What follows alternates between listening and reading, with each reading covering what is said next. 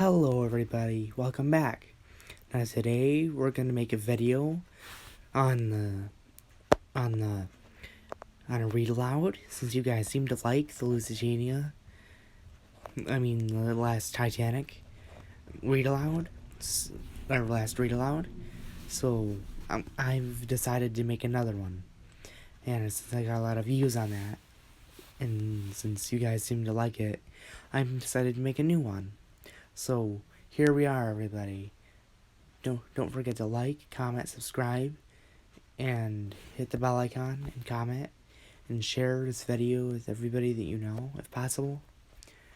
And in this video, if this video gets 10 likes, I will make another ReadAloud, but it'll be on the Britannic, and you have 1 month to get 10 likes. That's an achievable goal. So if you're watching this video, go down and turn your screen out of full screen and go down. There's a thumbs up, click that, and if the subscribe button is red, press it and make it gray. Turn on all personalized notifications so you'll never miss another video again. And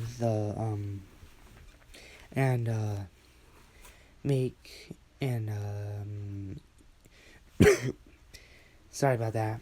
And yeah, it's free. You can change your mind later. Let's get started with the ReadAloud. It's basically the title is called "What Happens to Lusitania During Its Sinking and Where It Sank." So basically, where in the ocean it sank. The Lusitania is part of a fleet of ships by the Cunard Line. These ships, the Lusitania, the RMS Lusitania, the RMS Mauritania, and a few years later, the RMS Aquitania was built. These ships are very large, but also very fast. That made another shipping line called the White Star Line to build a certain other kind of fleet of ships called the Olympic class of ships, called the RMS Olympic. I don't know if you all have heard of this one or not. The RMS Titanic, and a few years later, the hospital ship HMHS Britannic was built. Well, more on that later, everybody. Skipping ahead here to the 7th of May, 1915. The Lusitania, 50 miles off Old Kinsale, Ireland, which is the nearest land to the Lusitania. It's around 2:10 p.m. Lusitania's crew spot their worst nightmare: a single torpedo closing in on Lusitania's starboard side bow, which is the right side, where you don't know, if you don't know that. And Lusitania's bow is basically the front of the ship, and Lusitania's bow. So basically about this time, the Lusitania's Captain Thomas Turner, orders hard to starboard, which means turn left, but however it is too late. The single torpedo impacts the Lusitania just below and just behind the bridge section area of the Lusitania, and it's just below the waterline. And the impact rocks the ship slightly, then the Lusitania rocks and tilts a little bit more, and then stabilizes. Then 10, 20, maybe 30 seconds later, a massive secondary explosion rocks the Lusitania, and Lusitania starts dropping like rocks to the seafloor. And the Lusitania, lots of smoke, some smoke rises from Lusitania. Lusitania starts going down by the head very fast, and Lusitania loses all helm control, which means the crew cannot steer the ship in any way, and their rudder is stuck in the straight position, so it's not turning left or right. And the Lusitania's turbine engines have stopped responding. After only 11 minutes, the water washes over the Lusitania's starboard side bow first, and then Lusitania at this time is listing about 25 degrees to starboard, and around 18 minutes after the Lusitania was hit by this torpedo, the water touches the starboard side bridge wing, and the ship is leaning about is listing or leaning about 30 degrees to starboard. And there are two more theories as to what happened from here on. The first being the Lusitania continues to sink by the head, the propellers rise out of the water very quickly, and water washes its way around the deck until the ship goes vertical. The Lusitania goes vertical. When the water reaches the base of the fourth funnel, and then the starboard lift stops as it went vertical. Then the Lusitania plunges beneath the surface of the ocean, and in the North Atlantic, 10 to 50 miles from off the coast of Old Kinsale. When it went down, it took 1,196 people with it, and 764 survivors. And the second theory is when some of the water surrounds the base of the first funnel and begins to go down, the Lusitania's sinking pauses, like it stops sinking in the water, and then the Lusitania stops going down by the head, and the Lusitania drops down everything at the last remaining parts that it drops down, with the funnels and masts being the last things to go under the surface of the ocean.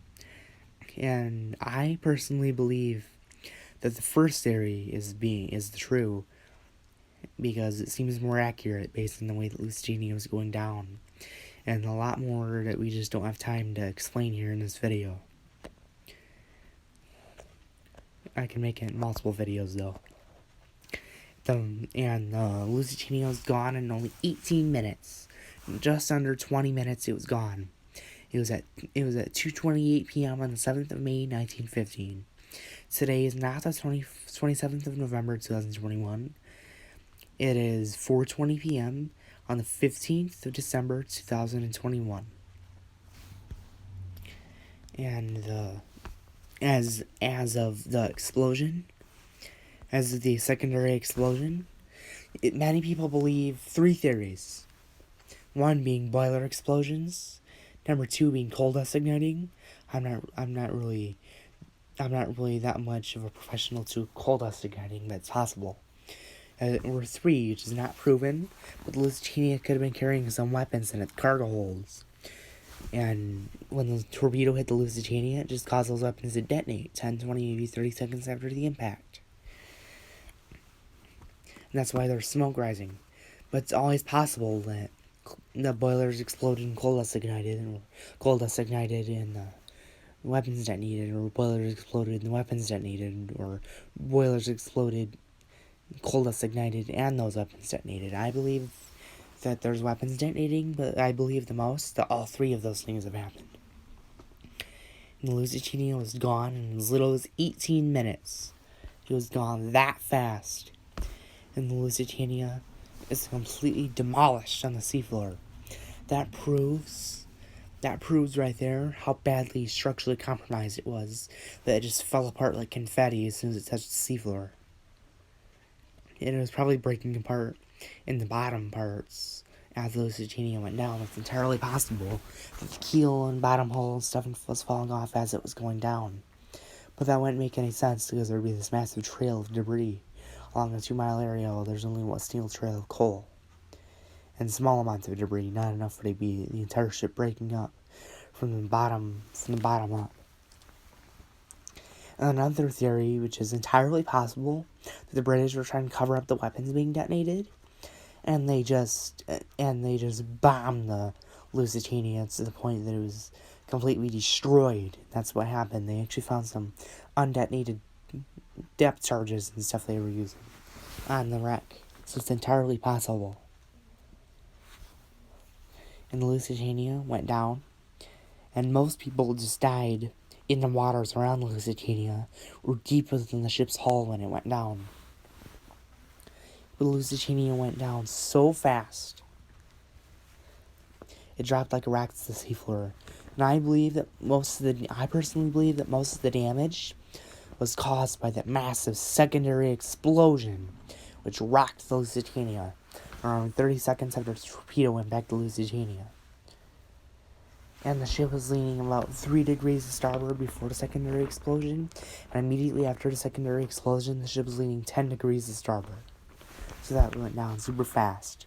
And if that secondary explosion had not happened, I do believe the Lusitania would have survived that one torpedo impact. And there is some theories out there that the British government, the British Admiralty, tried to cover it up, tried to cover up the sinking by saying there were 3 or more torpedo impacts. But to this day, they currently say only 1 torpedo impacted the Lusitania.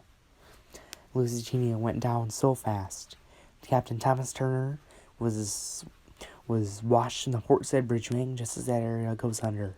He was pulled unconscious and he was rescued later on, at around 8 p.m.-ish, around 4 hours later. But the rescue efforts went on until like 8 or 9 p.m. And then they made it silent, the nearest port. And yeah, 10 miles off of Old Kinsale. It was an absolute nightmare.